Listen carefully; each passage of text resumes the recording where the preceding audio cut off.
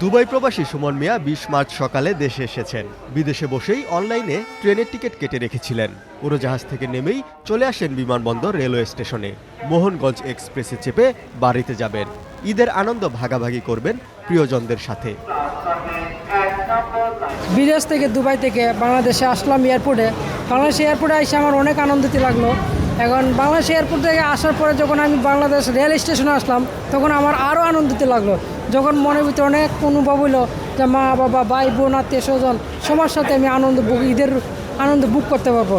তাই এই জন্য আমি অনেক হ্যাপি, অনেক খুশি। এদিন সুমন মিয়ার মতো অনেকেই ট্রেনে করে বাড়ির পথ ধরেছেন। তবে বিমানবন্দর রেলওয়ে স্টেশনে ঈদযাত্রায় গত কয়েকদিনের মতো উপচে পড়া ভিড় ছিল না।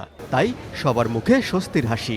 ঈদের আগের দিন আসলে যাচ্ছি, খুবই ভালো লাগতেছে। রাস্তাঘাট অনেক ফাঁকা। সিএনজিতে আসলাম স্টেশন পর্যন্ত, খুবই ভালো, মানে কোনো জ্যামে পড়তে হয় নাই। কারণ স্টেশনে ঢোকার পদ্ধতিটা খুব ভালো লাগছে, যে এখানে টিকিট দেখিয়ে দিকে যাদের টিকিট আছে তারাই শুধু ঢুকতে পারছে। এই সিস্টেমটা আসলে খুবই ভালো লাগছে। আনন্দ লাগতেছে, বাড়িতে যাচ্ছি, বাচ্চা তো অনেক খুশি, দাদা দাদি নানা নানি এদের সঙ্গে ঈদ করবে, তো আলহামদুলিল্লাহ ভালো লাগতেছে।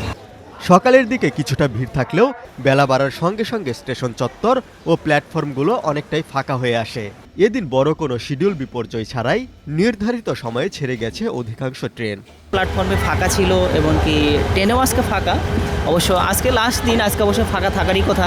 তবে অন্যান্য দিনগুলোতে খুব যানজট ছিল এবং যাত্রী ভোগান্তি ছিল। পুরো ফ্যামিলি মিলে অনেক বেশি প্ল্যানিং আছে আমাদের। বড় ফ্যামিলি, মাশাআল্লাহ, সবাই মিলে অনেক বেশি এনজয় করব। অনেক পার্টি হবে, বাচ্চাদের নিয়ে অনেক গেমস হবে। ঢাকা থেকে ঠিকমতো ঈদযাত্রা শুরু হলেও হঠাৎ বৃষ্টির কারণে কিছুটা ভোগান্তি পোহাতে হতে পারে ঘরমুখো যাত্রীদের।